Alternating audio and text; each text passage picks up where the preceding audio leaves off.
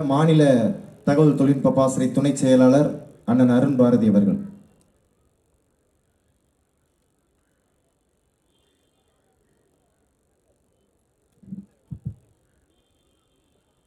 எங்கள் வாழ்வும் எங்கள் வளமும் மங்காத தமிழென்று சங்கே முழங்கு.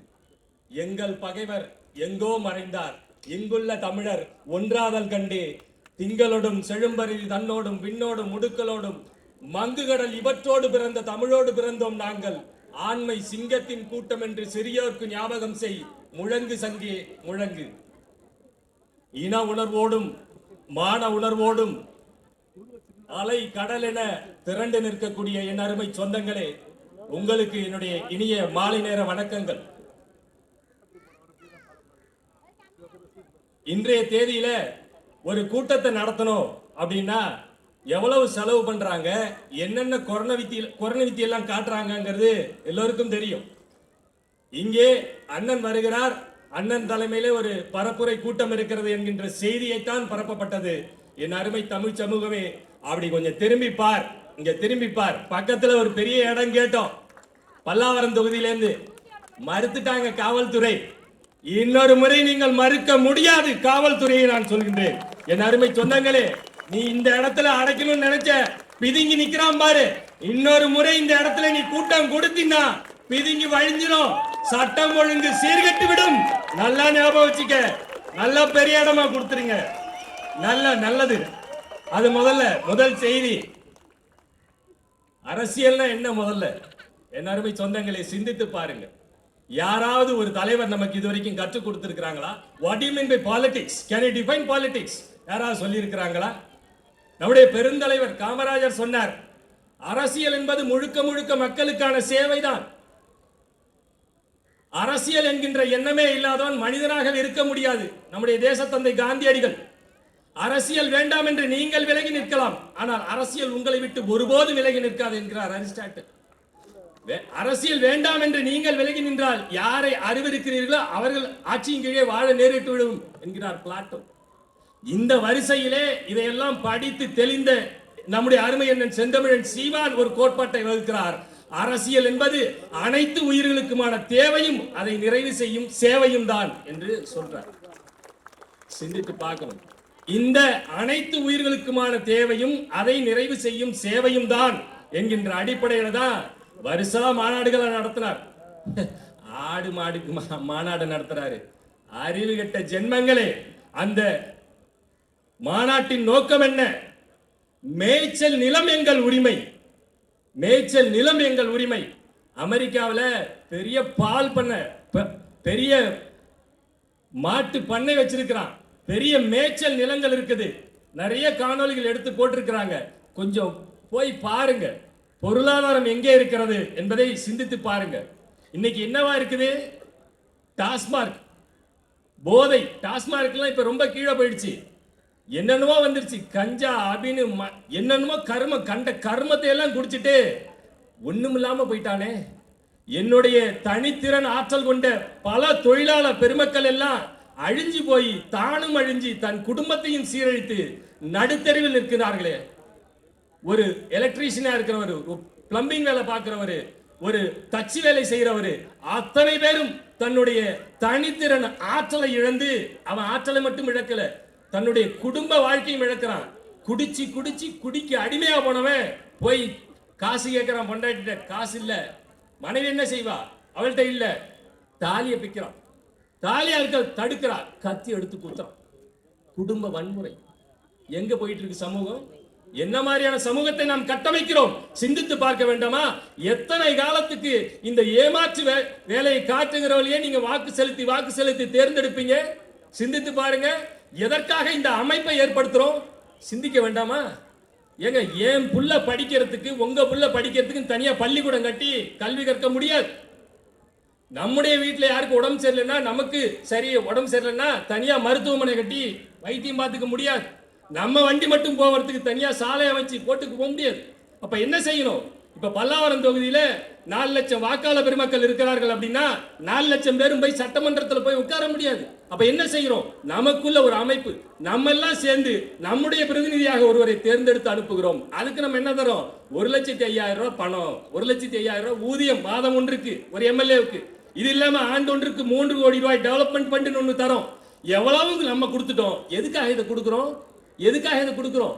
நான் சொன்னேன் இல்லையா, இதுல இந்த கல்வி, மருத்துவம், சாலை, இந்த மின்சார வசதி இதையெல்லாம் பொதுமைப்படுத்து. அதையும் ஒண்ணு உங்க ஒப்பமுட்டு காசுல செய்ய சொல்ல, எல்லாத்துக்கும் நான் காசு கொடுத்துறேன், நானும் தரேன், நான் தரேன், இவர் தராரு, அவர் தராரு, இந்த கடை நடத்துறவர், அந்த கடை, எல்லாரும் வரி கொடுத்துறாங்க. எல்லா வரியும் கொடுத்து உன்னை தேர்ந்தெடுத்து அனுப்பி நீ இதையெல்லாம் செய்வேன்னு பார்த்து நீ எதையும் செய்யல. அப்போ தரமான கல்வி எங்க கிடைக்குது? நான் தனியாருக்கு போக வேண்டியதா இருக்கு. அங்க போனா என்ன லட்சமா கொட்டி கொடுக்க வேண்டியதா இருக்கு. ஒரு 50 வயதோடு நான் வேலை போவதை நிறுத்தி கொண்டு எனக்கு பிடித்த மாதிரி ஒரு வாழ்க்கை வாழலாம் என்று நான் திட்டமிடலாம் நினைச்சு பார்க்கவே பயமா இருக்கு. பாடையில போற வரைக்கும் நீ வேலை செஞ்சுக்கிட்டே இருக்கணும் போல இருக்கு. போற போக்க பார்த்தா எதுவும் பத்தல. அப்ப என்ன மாதிரியான அமைப்பு இது? அப்புறம் என்ன மைத்துக்களா உங்களை நாங்க தேர்ந்தெடுக்கணும்? என்ன மைத்துக்கு நீ எல்லாம் எதுக்கு நீ எதுக்கு? நான் எவ்வளவு காசு கொடுத்துட்டேன், என் மக்கள் எல்லாவற்றுக்கும் கொடுத்துட்டாங்க. இன்னும் நாங்க சொல்றதே இலவசம் சொல்றதே தவறு. என்னை கேட்டா எல்லாவற்றுக்கும் காசு கொடுத்துடுறோங்க. இது எப்படி இலவசமாக மாறும்? இதையெல்லாம் கொடுப்பதற்காகத்தானே பணம் கொடுக்கிறோம் நம்ம. நீ சரியான கல்வியை, தரமான கல்வியை என் வீட்டு பிள்ளை நாம் தமிழர் கட்சி பேரறிவிப்பு செய்கிறது. பெற்றுக் கொடுங்கள் பிள்ளைகளை. அது உங்கள் வீட்டு பிள்ளைகள் அல்ல, அது எங்கள் நாட்டின் செல்வங்கள். நாங்கள் வளர்க்கிறோம். என் பிள்ளை என்ன படிக்கணும்? படிக்க வரலையா? நீ விளையாட பிடிக்குதா? ஓட முடியும்? ஓடு.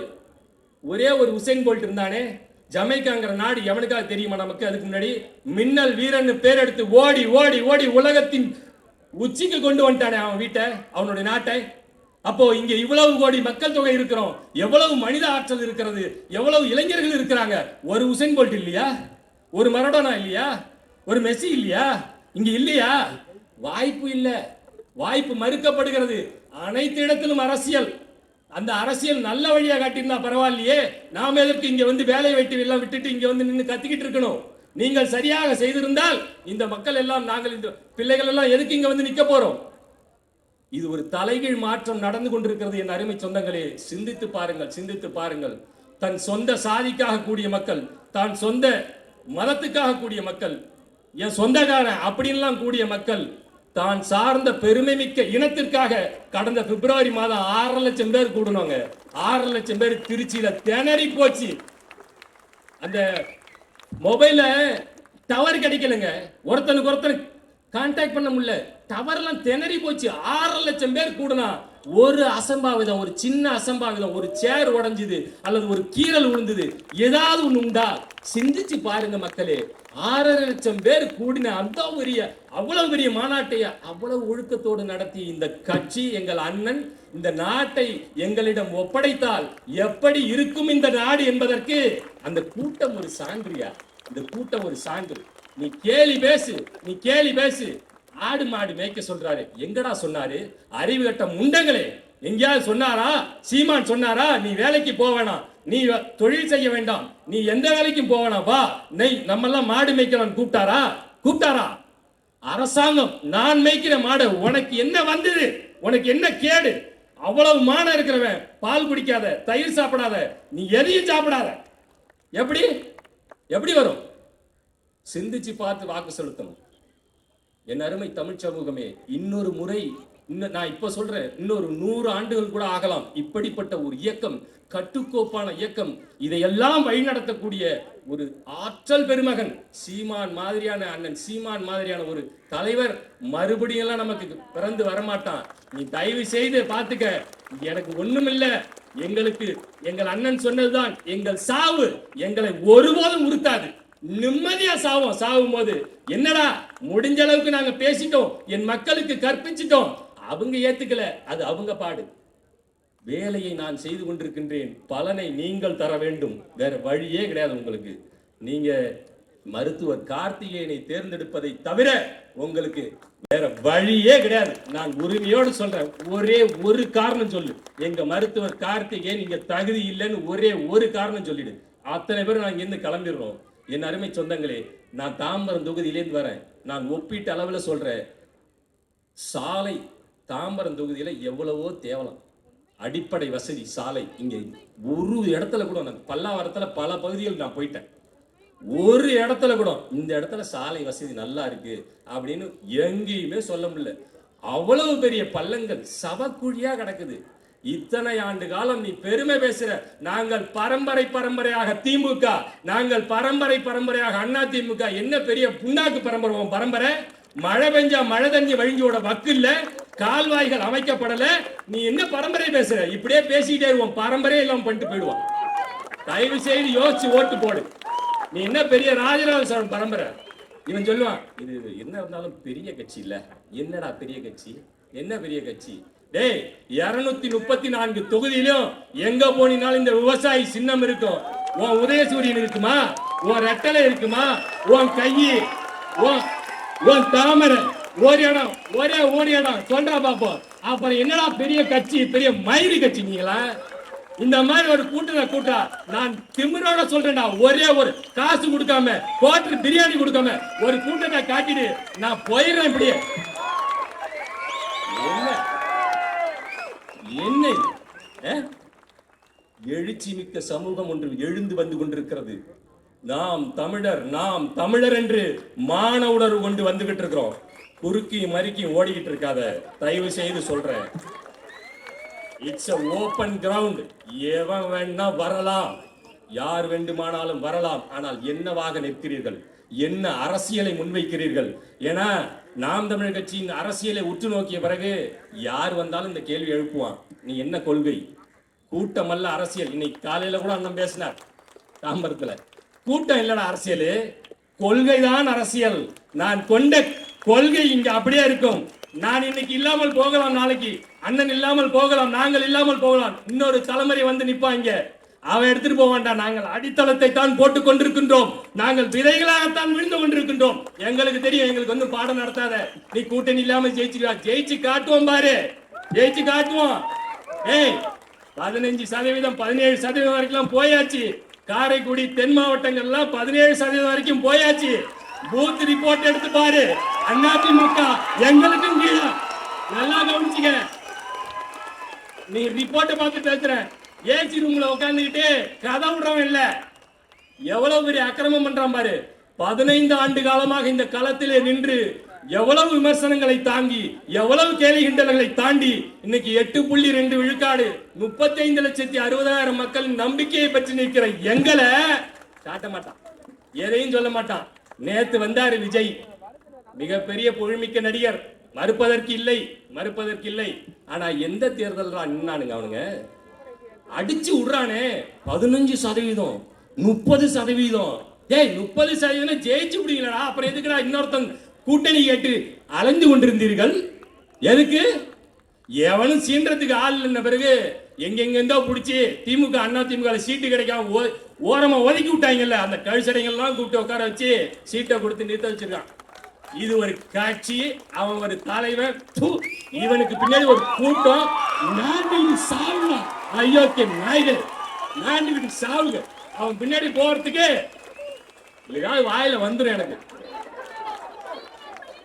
ஒரு நல்லவன் பின்னாடி போனா கூட நான் மட்டும் பேசிட்டு பேசாம விட்டுட்டு போயிடலாம். என் கண் முன்னாடியே ஒரு இளைஞர் கூட்டம் சீரழிஞ்சு போறானே, ஒரு பிள்ளையை பெற்ற தாய் பேசுறாளே, என் மகன் செத்து போனாலும் பரவாயில்ல, இவரை பக்கத்துல இருந்து பாக்குற வாய்ப்பை ஏற்படுத்தி கொடுத்துட்டானே என் மகன். இந்த மகன் செத்துட்டு போல இந்த அம்மா போய் செத்து தொலைஞ்சிருக்கலாம். என்ன என்ன என்ன முன்மாதிரி நீ ஏற்படுத்துகிறாய்? எதனா காட்டுறீங்க இங்க? எதை எங்கள் பொது புத்திக்குள் நுழைத்துற? அப்ப என்ன, அவர் பெரிய ஆபத்து வந்தவனா?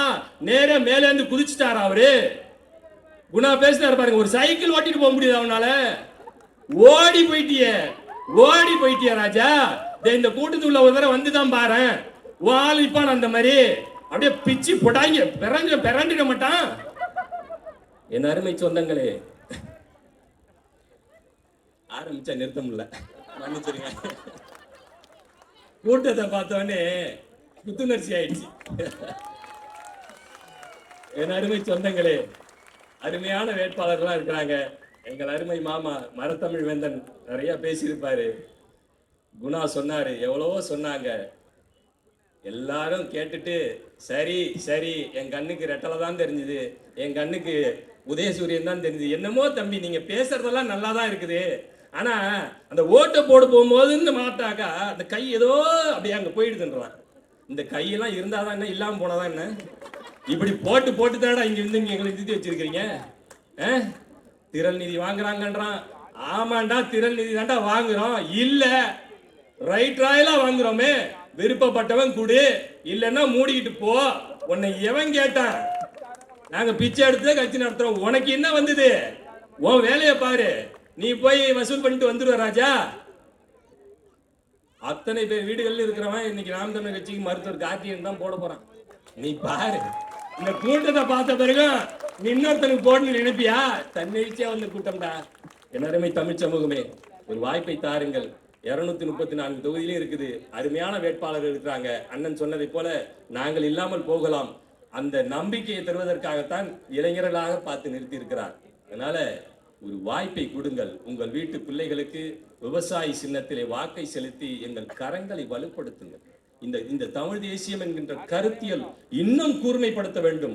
இவன் 4 முனை போட்டி, 6 முனை போட்டி, அந்த முனை பேனா முனைமா, ஒரு முனையும் கிடையாது, 2 முனை தான். திராவிடம் வேணும்னா உனக்கு 3 சாய்ஸ் இருக்கு, ஓடி போயிடு. தமிழ் தேசியம் வேண்டுமென்றால், பெருமை மிக்க வாழ்வு வேண்டுமென்றால் வா வா, விவசாய சின்னத்துல போடு. பிரிட்ஜ் தரங்கிறான், பிரிட்ஜ் வேணுமா வாங்கிக்க, தயவு செய்து போயிரு வாங்கிட்டு.